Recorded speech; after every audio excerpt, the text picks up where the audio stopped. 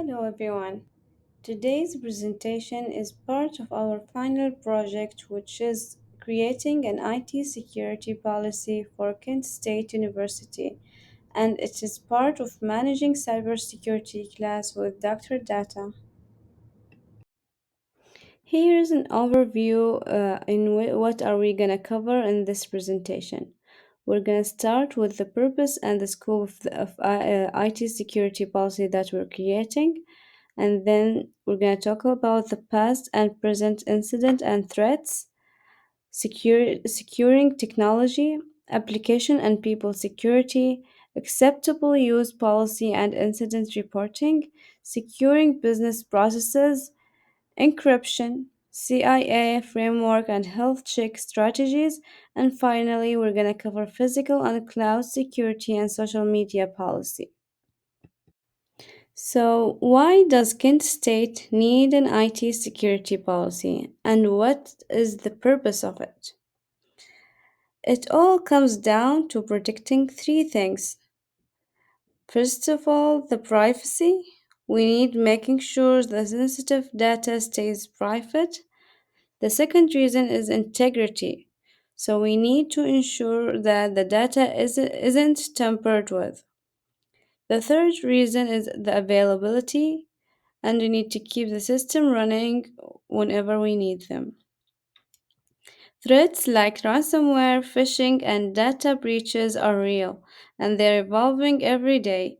The policy also helps us comply with important regulations like FERPA, HIPAA, and PCI DSS. You've probably heard of these before. They are cover everything from student records to healthcare data and payment information. On top of that, the policy lays the foundation for practical measures like requiring cybersecurity insurance for vendors or using tools like data loss prevention to stop sensitive data from being shared. Now, let's talk about what the policy actually applies to. First, IT systems. This includes all the hardware, software, network, storage, and even third party services or cloud solution we use. To protect these, we do things like limiting access right, which means only giving people the access they need, and moving administrative rules for critical system to the security office. Then there's institutional data. This is any data the university holds. Student records protected by FERPA, medical records that need to follow HIPAA, or payment data regulated by PCI DSS. It also includes research data, intellectual property, and PII like social security numbers. Tools like DLP help us monitor and protect this kind of sensitive information. Communication platforms are another big one. Think about emails and Canvas. These are often targets for phishing and account takeovers, so securing them is crucial. And finally, the third party vendors. Any external vendors we work with have to follow strict security standards, like having a breach response plan and carrying security insurance. So, who does this policy apply to? First, the university community. That means the faculty, staff, student, visitors, temporary staff, which means anyone with access to our systems. Even alumni are included since some of them still have access to certain system after graduation. Second, third party vendors. These are contractors or service providers who work with us and may have access to our data or systems. They have extra obligations like notifying us immediately if there is a security breach and ensuring they have proper insurance coverage. Everyone who interacts with Kent State IT records has role to play in keep our system secure. Kent is no different than any other institution in the way that they faced cybersecurity threats. The biggest one in recent history would have to be the 2020 SolarWinds cyber attack. As you know, the SolarWinds cyber attack was a sophisticated supply chain attack that happened in 2020. It used malicious code that was called Sunburst that was inserted into the updates of SolarWinds Orion software. This was backed by Russia, and it allowed the attackers to infiltrate thousands of organizations globally, not just Kent State, but Kent was one of the recipients of such software. And through a lot of investigation, Kent found no findings of any damage to their property or their software, but still, even without any damage found, it cost Kent a lot of money to go through the audits and other numerous expenses they had to do to make sure that nothing was stolen. Kent is no different than any other institution in the way that they faced cybersecurity threats. The biggest one in recent history would have to be the 2020 SolarWinds cyber attack.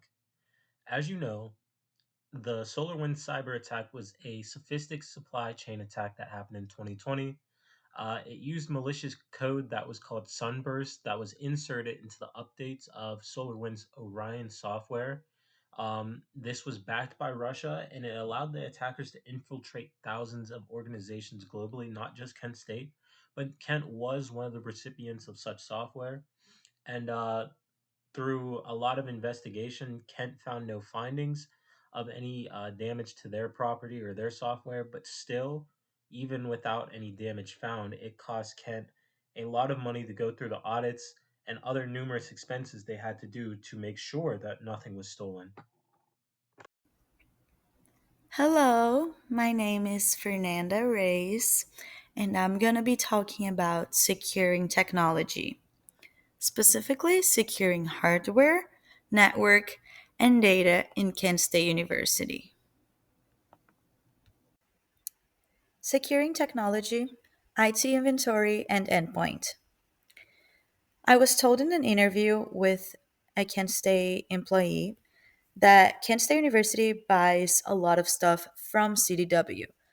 So IT equipment, both hardware and software, all from CDW. CDW is a company that sells IT devices and software worldwide. So, to make sure that the third party that Kent State is using is secure and reliable and is following security protocols, they perform RFI, which is request for information, and RFP, which is request for proposal. So Kent State University use those tools for job proposals and vendor selection or vendor evaluation. So for example, HackVet is a questionnaire. It's a bunch of questions that the vendor has to answer when they're in the process of partnership with Kent State.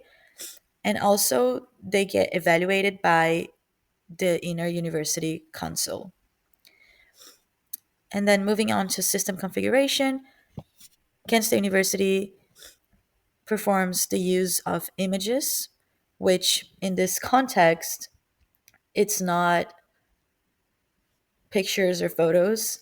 Images are templates of a computer setup.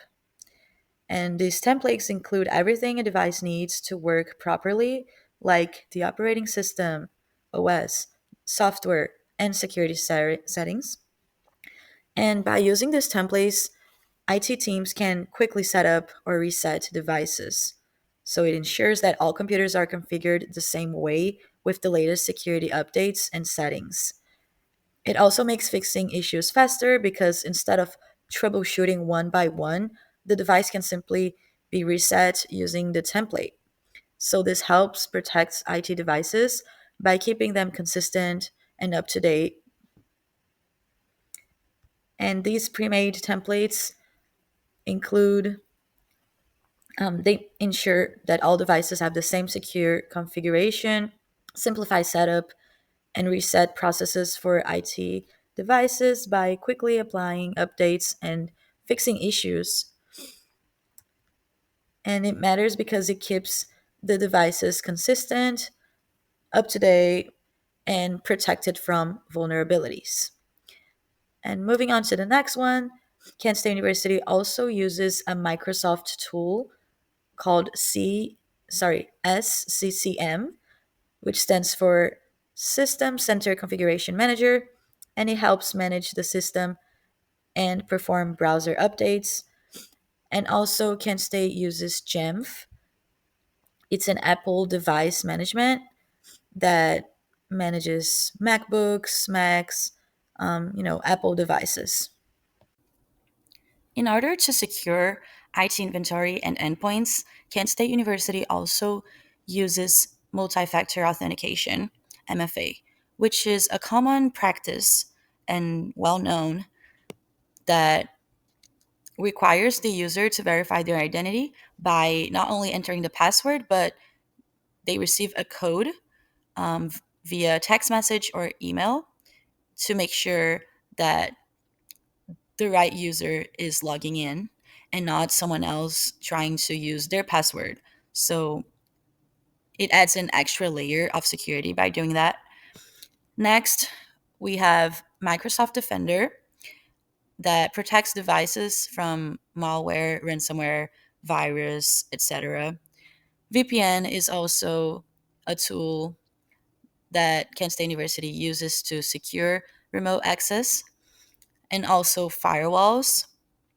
And in an interview, I was told that they have a list, like a database of like malicious sources, so websites that are sketchy, um, also emails, URLs, etc. And they perform penetration testing. So the employees, security engineers, they do penetration testings to find vulnerabilities in the system. Moving on to securing network. Some strategies that Kent State University uses includes firewalls, which we talked about previously, threat intelligence, which is the list of known malicious sources that could be websites, URLs, email addresses that they know are not reliable. So keeping track of that helps them to not have any cyber attacks and keep an eye for those sources. Next, we have DNS, which stands for Domain Name Service. And it's a tool that helps map URLs to IP addresses, and it could be a target for attacks. So, this means that hackers can exploit vulnerabilities in the DNS to change the mapping of a website's name, the URL, to a different malicious IP address. This is known as DNS hijacking.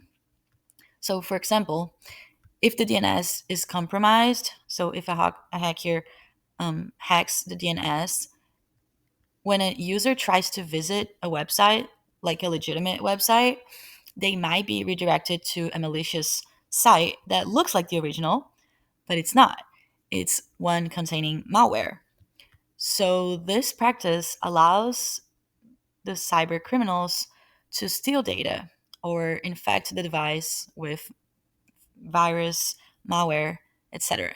So, it's pretty interesting and crazy that you can click a website and the user would think that it's a normal website, but if the hacker hacks the DNS, it can change the IP address of that website, and that would redirect the user to a different website that it's not a good one that has, you know, malware or virus. So moving on, for security monitoring, SOC, Security Operations Center, monitors for alerts of malicious activities. So it keeps an eye for any error or any infiltration. Next, we have Azure CM, which is Security Information and Event Management. So Azure, it's a well-known company. So the software collects and analyzes data from various sources to identify potential threats. So this also adds another layer for security. And finally, we have the external security vendors. So there's a third party that Kent State has a partnership with. They use Trusted Security, to conduct a penetration testing once a year in the Kent State University system to find any vulnerabilities or breaches. And I was told by an employee in an interview that Trusted Sec conducts penetration testing once a year.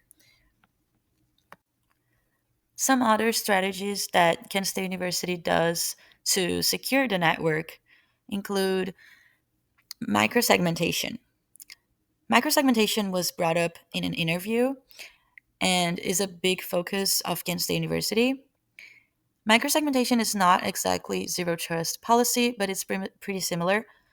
So, microsegmentation basically means dividing the network into smaller and isolated segments. So, by dividing the network in smaller segments, it limits the hacker's ability to move from one part of the network to another, which is also called lateral movement. Lateral movement was a topic that was brought up in class many times. So, microsegmentation is a good strategy for security and to avoid lateral movement to happen. So, if someone gets in the network, it will be hard for them to get access to the whole network, right? They won't be able to move from one part to another, they will be stuck. So, this will secure the network. Next, we have radius authentication, which was a new topic for me. So, radius authentication was also brought up in an interview with an IT employee from Kent State University, and it stands for Remote Authentication Dial In User Service. So, it checks your username, password, and location before granting access. So, if the location is not approved, the access is denied, even if there are correct credentials. So, even if the password and username are correct, if someone is trying to log in from Russia, from Brazil, Taiwan, this would immediately flag the system, right? Unless, someone is in another campus. So, if an employee would move to another campus for work, because some Kent State professors travel to Brazil to teach and to other countries, because Kent State have campuses in Italy, in Egypt, in many other countries around the world. But basically, radius authentication focuses on the location of the individual, right? So this limits the hackers from other countries or that are way far away, that are not in Ohio, right? And it's a good security protocol because it limits it limits other hackers from around the world to try to get in the system trying to use an employee credential.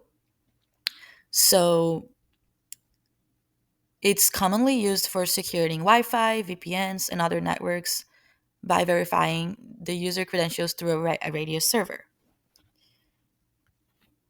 Also, something that was brought up in the interview was security updates. So there is a software that automatically performs security updates, especially for browsers, which includes Microsoft Edge, Google Chrome, Firefox, all the main browsers, to secure that everything is updated. Securing the network continued. So, focusing on the radius authentication process, I put an image so it's easier to visualize how the process works. So, on the left, we can see the device, which could be the computer or a cell phone that is connected to a network. And the network is connected to the NAS, which stands for the Network Access Server, that talks to the radius server. So the Network Access Server, it's a device that is the intermediate between the user's device and the radius server. So the NAS forwards the access request from the device to the radio server and then returns the authentication result. If it's accept, reject, or challenge, back to the device. So the radio server is responsible for verifying the location of the device, right? I talked about how the radius authentication process works, that it looks to the location of like where the user is connecting from to make sure it's not an outsider. And the NAS forwards the device connection request to the radius server, which then checks the credentials and the location, like the IP address, to determine if the access should be accepted or not, or rejected. So the network access servers serve as a bridge, but the radius server handles the authentication and location validation of the user.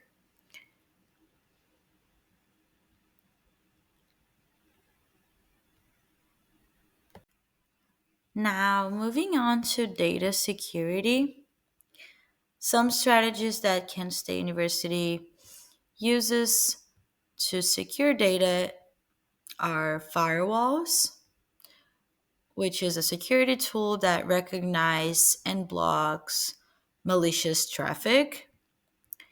Also, an antivirus software, which is Windows Defender or Microsoft Defender. Also, MFA, which is multi factor authentication. So it sends a code to the phone's user or via email. Next, we have encryption.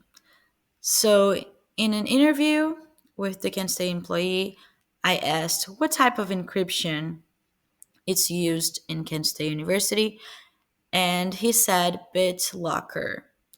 So, BitLocker automatically creates a symmetric encryption key to the user, so they don't have to like type in their private key or public key. So, BitLocker automatically um, creates the encryption key into the Microsoft apps. And also, another strategy is microsegmentation, dividing the network into smaller segments that are isolated. So, this avoids that the hacker does lateral movement.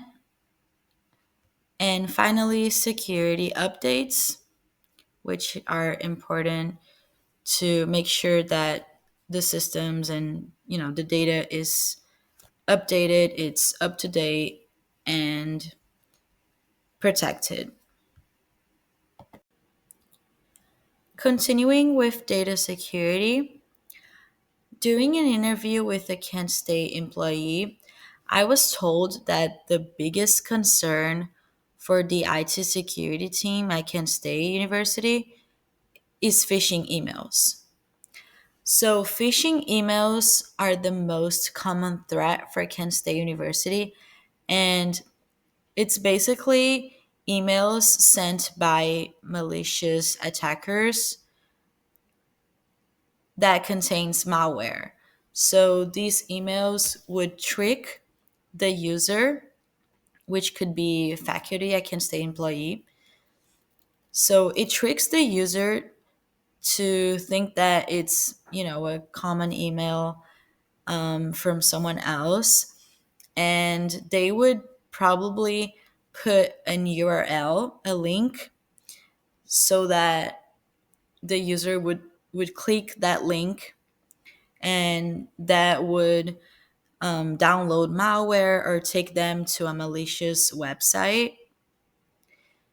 So, to avoid that, Kent State University uses Microsoft Defender for Office 365, which protects against phishing, the phishing emails, malware, and other threats that targets email and Microsoft Teams, which you can imagine are very, like, it's very used in the workspace. I was also told in that interview that Kent State University does not store financial information from students, parents, employees. So there is a third party vendor, like there's a third party security for the sensitive data, like credit card information. And moving on to identity and access management, IAM, Kansas University uses multi-factor authentication and strict access control policies to ensure that only authorized users access confidential data. And they also perform data backups and security updates and browser updates to make sure that data is secured. And this is it for my presentation. Thank you so much. Secure coding practices, which involves implementing input validation, appropriate error handling, and secure authentication mechanisms, which has to be followed by all the students and faculties on campus. And then we also discussed about regular security testing and the vulnerability assessments. So the main responsibility of the IT team is to protect the digital assets throughout the entire university system. And also the IT team is responsible for publishing and maintaining policies and guidelines, as well as promoting awareness and the best practices to ensure the security of systems and data. By moving forward, we discuss about access controls for applications and databases and a security awareness trainings. So we discussed that by implementing strict access to control to limit to the students and faculties can access sensitive data and systems. That includes the use of role-based access controls, which is also called as RBAC. um, Strong authentication methods, for example, multi-factor authentication and encryption of data, both in transit and at rest, to prevent unauthorized access to applications and databases. About the secure awareness security training, he said that it is important to be up to date with the changing landscape of cybersecurity with new threats which are appearing like every day. So, security affects everyone who uses the internet and shares personal data. So, consequently, it's not a concern that should be confined to our organization's information security department. Training differences for university employees, students, and vendors. So everyone has to finish a training through LinkedIn Learning, which are easily provided by the Kent State University to all the students and the faculties who have account on LinkedIn. And there are also other courses that are provided for students and faculties. There are also many technology workshops available for the students to join, and which is free. And in workshop, they discuss about the cybersecurity, about the phishing emails, they explain about how to troubleshoot about Canvas and the basic technology that students use every day. And then later on, we also discussed about phishing and social engineering awareness. So in many cases, the people who phishing is to try someone's identity to access their financial information so that they can steal money or to use the information to access a restricted data. Hello everyone, I'm Sarohit Gura and today I'll be presenting on the acceptable use policy and security incident reporting procedures. So This topic is crucial for ensuring responsible use of IT resources and also managing security incidents effectively. Let's begin with an overview of acceptable use policy.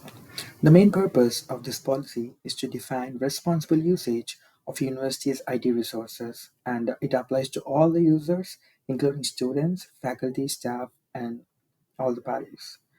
And acceptable use support educational, research, and administrative goals. Unacceptable uses include unauthorized access, sharing offensive materials, and compromising network security. And users are expected to be safeguard their credentials and following to the software licenses and report any security issues. Moving on to privacy, monitoring, and enforcement. The university reserves the right to monitor IT resource usage, but only under specific circumstances to ensure security. If violations occur, disciplinary actions or legal proceedings may follow, and compliance with this policy is vital for maintaining a security and IT environment. Security incident reporting. So the goal is to have a clear protocols for identifying, reporting, and managing security incidents. Incidents should be reported promptly to the IT security office with detailed information such as the nature of the incident and affected systems and time of occurrence. And also the response process. The response process involves containment, eradication, recovery, and post-incident review conducted by the incident report response team. To sum up, following the acceptable use policy helps all use IT resources responsibly and keep the university safe and secure. Number two, reporting security issues quickly is very important because it stops problem from getting worse and help fix them faster. Number three, these policies protect important information, build trust, and support the university's work. And finally, by being careful and following the rules, we all play a part in keeping our digital environment as secure and safe. Thank you. So first things first, I want to talk about risk assessment. Risk assessment has usually a couple of steps to evaluate the risk, such as identifying assets, identifying the threats, evaluating the vulnerabilities, and the risk and impact and the likelihood of something happening. So usually the first step, which is identifying assets, you're gonna have to want to check your hardware, software, data, anything that has to do with the information. Then the next thing you're probably gonna want to do is identify threats such as cyber threats like ransomware, phishing, malware, operational failures that might happen, like power outages, such as that. Some vulnerabilities that could also happen are outdated systems or software, such as a software that maybe you use, or like something an exe file that is outdated, not working. You have to update it. Um, some risk impact and likelihood using like a risk matrix to determine like more prior, like what you need more priorities over, like something might have a lower priority than another thing. Some backup strategies that you could follow. There's a backup strategy called the 3-2-1 backup rule, which usually means the third one is going to be usually a copy of the data. Usually it would be around one primary copy and then two backups. The two rule is going to be different media types, such as like a local disk or a cloud or something that's just like very that you can just put something on. And then one would be your copied stored offsite. So it would just be pretty much put on another website off the site that you use or off the service that you use. Some types of backups are full backups, incremental backups, differential backups, and that would be it. And then we'll have to go to incident response plans, which some incident response plans would have to be usually having an IRT team. Usually, pretty much your incident response plans are going to be a team of people who are assembled to respond to something as quick as possible, as efficient as possible, and is like set up well for the whole team to work together. It's using like monitoring tools like Azure and Sentinel or Splunk, which is what are two tools that you would use to analyze to analyze like situations. Um, Containment is really important. Isolating, making sure that to prevent the spread of the whatever the virus. It could be a virus. It could be someone phishing, whatever, anything. Just like pretty much making sure that the spread it doesn't spread as much. And then eradication would probably have to be like removing the actual like the virus that is attacking you, such as malware or something. Is if you wanted to like you want to first separate it from everything else, and then you're gonna want to remove it. And then you want to make sure everything is recovered. You want to go look in the backups, make sure that everything is there, make sure nothing's corrupted, and that's usually it.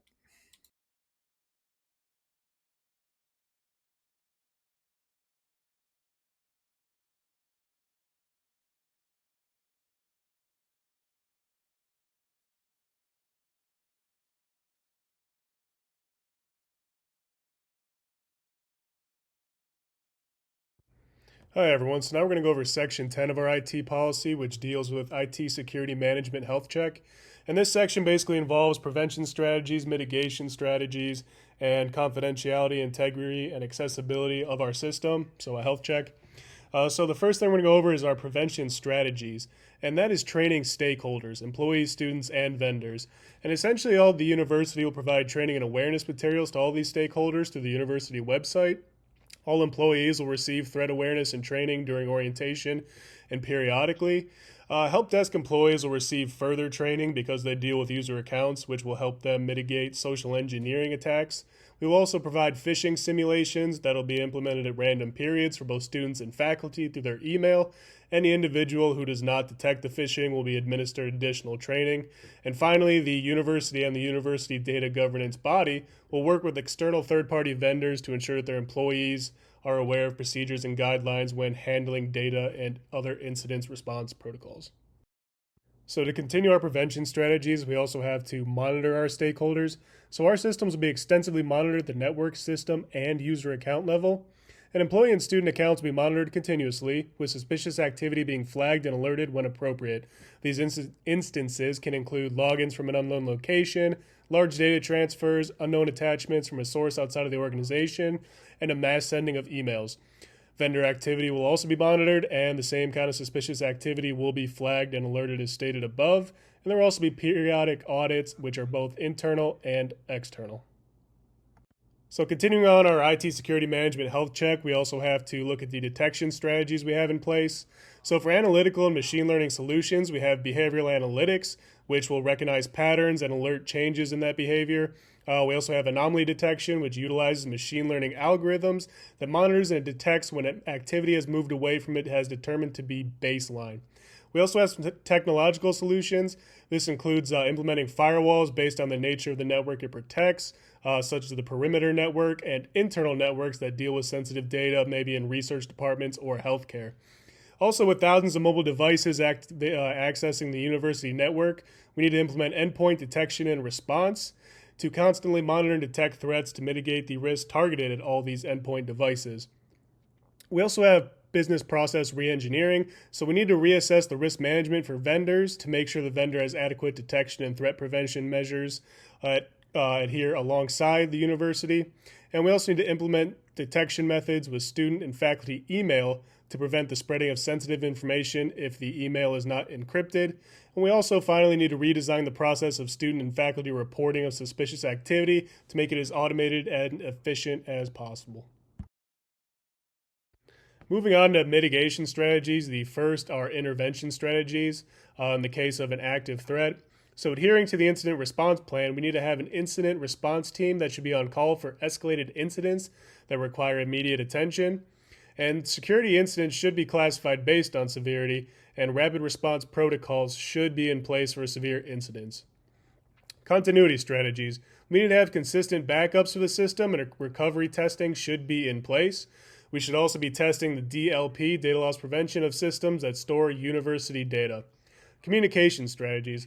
All university students and faculty should be informed of and have access to incident reporting channels to communicate suspicious activity or an active security incident.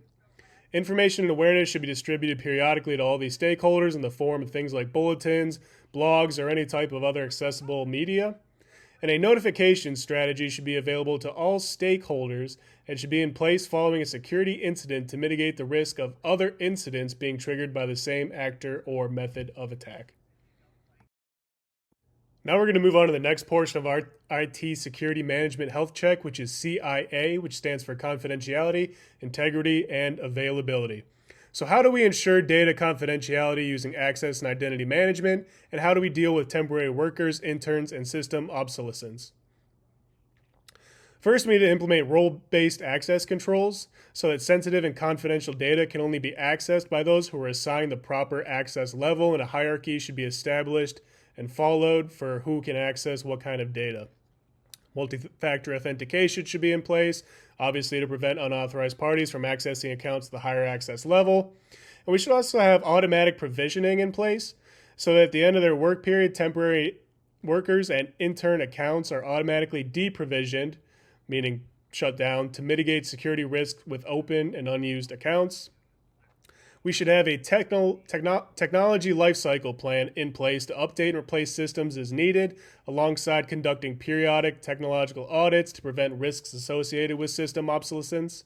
And cloud service providers can provide extensive security features, so in the event of system obsolescence, cloud computing should be considered. Cloud service providers, like I said, have extensive security features that may be more beneficial, and if you have an older system, may not have those kind of features, so cloud computing should always be a consideration.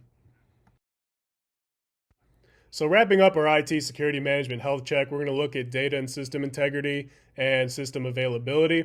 So for starters, how do you ensure data and system integrity? Well, controls on students and faculty email accounts should be in place to prevent the sharing of sensitive information that is unencrypted or being sent outside of the organization. We need to ensure that the systems where data is stored have DLP, data loss prevention measures in place. And system integrity should be monitored at all times with dashboards by the IT department, etc., with periodic audits to ensure that it is functional and accessible. Again, cloud computing should always be considered to prevent system obsolescence due to its extensive security features and monitoring features. So how do you ensure data and system availability within and beyond campus internationally? Well, the university should have service level agreements in place to determine what functionality the IT department should provide and what should happen if that functionality is not met. This also applies to third-party service providers. Again, continuous monitoring of system performance that includes services, applications, and the infrastructure. And they need to determine and use key performance indicators to determine whether the system is performing at a level acceptable to fulfill all functionality and available requirements for people within and outside of campus.